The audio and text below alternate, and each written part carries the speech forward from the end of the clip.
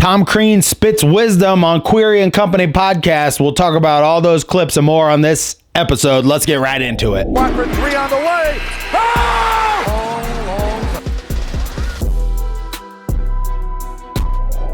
Hello, guys, and thank you once again for joining me on Indiana Sports Connection. I am your residential anchor, Aaron. Thank you so much for joining me today and being part of this Indiana Hoosiers and Colts community on here. We have a lot to talk about today. Tom Crean goes on the Query and Company podcast. This was a few days ago. We have some excerpts from that, and we will talk about the one thing fundamentally that Tom Crean knew about Indiana basketball and the fans and just the wisdom that he spit on there. Mike Woodson should be taking notes, but do we think he is? Maybe not. And then at the end of this, we will also talk about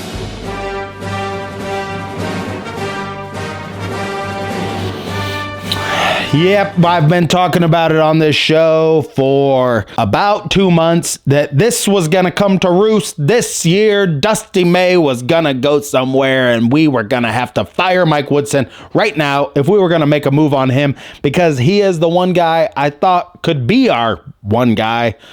But it looks like he's going to Michigan. All on this episode of Indiana Sports Connection. But if this is your first time here, hit that subscribe button down below. Hit that bell notification so you know every time I go live. Sometimes I do go live and do, like when Dusty May, I heard about that midway through the night the other night and made a quick video. So hit that bell notification. You will get an alert every time I go live. This channel is growing super fast at 750 subscribers. I will be doing a giveaway, giving away home field apparel. Whatever team that you want, home field apparel, because we have a lot of Kentucky fans on here, Purdue fans, so you don't have to get an IU shirt. You get the shirt that you want. Welcome in from other fan bases, because I really enjoy hearing your comments. And Kentucky, we had a lot of comments from Kentucky fans, so I really like that. Hey, we are kind of like brothers a little bit in the way our fan bases are to the Kentucky fan base. So subscribe to the channel. When I hit 750 subscribers, I will give away home field apparel. Leave a comment on the video and you'll be entered to win when I hit 750 and your name will be called. We have giveaways on this show all the time. So thank you so much for being here. Thank you so much for being part of this Indiana Hoosiers and Colts community where the most passionate Indiana Hoosiers fans come to talk about the games. Now that we got all that out of the way, let's get into talking about the Indiana Hoosiers. All right, so Tom Crean goes on Query and Company podcast and he spits mad wisdom about the fan base, about what he thinks about different things, and we're just going to get right into that right now. Here's the first clip we have from Tom Crean when he was asked about whether the fans are toxic or not, or that's something to be worried about as the coach in Indiana. He had this to say. I don't know if I believe that. I think you have to embrace. I think the fans, from my experience, you know, any booing or any negativity that I dealt with, it wasn't anything close to some of the stuff I was dealing with back there with the administration. I mean, it's like that's the part that is hard, right? Like when you're in a situation that can get toxic in-house, that's what gets really hard. It's not the fans. I think the fans, to me, I can't speak on behalf of Mike or Archie or anybody else. I think the fans knew I was invested in them. I think they knew that I cared. I really do. I think they, at least I hope they did, because I did. I do. And I don't think that I look at it like it was too toxic. I think. So, I mean, we see he has like a totally different way of looking at the fans and everything. I mean, you cannot attack the fans. And he goes on and on. We're going to hear a few more clips from him about what he wanted the players to know, how he talked to the media, and everything involved with really how he embraced the culture of Indiana basketball as the coach there. And listening to him say a lot of this stuff about Indiana basketball and just his philosophies on this stuff, it makes you feel all warm and fuzzy inside. Funny. Like when we used to climb the rope in gym class. Because this is what we're not getting as a fan base out of this coaching staff, front office, everything that's going on. We're just kind of being left in the dark, which makes you feel not that good. So here Tom Crean goes on and he says this more about the fans. you can go to any fan base in the country, and if you want to find something that you can dwell on that they feel negative about, you can do it. Now, I do think it can get rough, but I do think you have to address the fans in a way as close as you can of letting them know what you're dealing with, what's going on.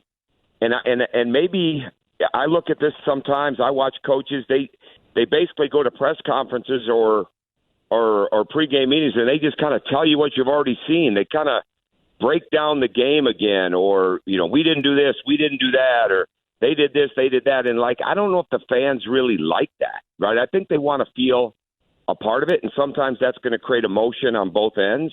So, in fan bases, like anything in life, there are always going to be a few bad apples or some people might think that I'm the bad apple. You know what I mean? Do I look like an idiot? Because I could be the idiot. I don't know. But you know what? I just try to analyze what goes on with the team. And are we wrong as fans for saying what we see out there? I don't think so. He also went on this next clip. He goes on and talks more about, this is just a short clip about what he wanted his players to know. And then we'll get to that last clip of him talking really about what embodies Indiana basketball. So let's roll that clip. I wouldn't say that. I wanted every one of our players, no matter how great it was or how rough it was, to understand the privilege it was to play there. And it's special because of those people. So yeah, he wanted the players to know who and why it was such a privilege to play for Indiana, and he conveyed that to the players. I think he did a great job of that from the time he got there to always being like, I'm Mr. Indiana. Now, did he ever take it over the top and think he was like above it? That's why most of the media, I think, didn't like Tom Crean, because he thought he was Indiana basketball and didn't realize that he wasn't Indiana basketball. He was just a rented guy in a suit, won us some basketball games. He did the right thing by embracing what it was, even if sometimes he could be over the top. But then he went on and said this in this last clip. I really liked what he said. He was really spitting some real knowledge out there. So Mike Woodson, you should be taking notes. This is what Tom Crean had to say about this. So when you have that and they stick with you when you're losing like that, you got to take the other part of it too. Doesn't mean you like it, doesn't mean they're right, doesn't mean you're right, but it's all part of it. And there's a special passion for that place that very few have. And Kentucky is on the same level with that, where there's that level of care. And you just have to deal with it, and you have to accept that that's what it is, whether you like it or not, and embrace it the best that you can. And the one thing you don't want to do is get into some mode where you're fighting back and all that. You're never going to win, because that Indiana's built on the grassroots of Indiana.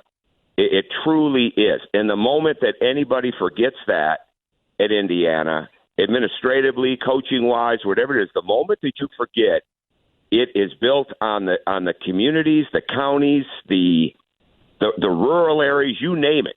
That's how Indiana basketball was built. So we have a different level of excitement. We have a different level of paying attention to.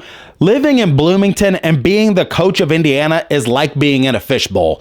There's nowhere else you can go. You're going to be asked about the team. You just can't really go anywhere without that being the main topic of things. If you were at a different school, like where Dusty May went in Michigan, it's not really going to be that way.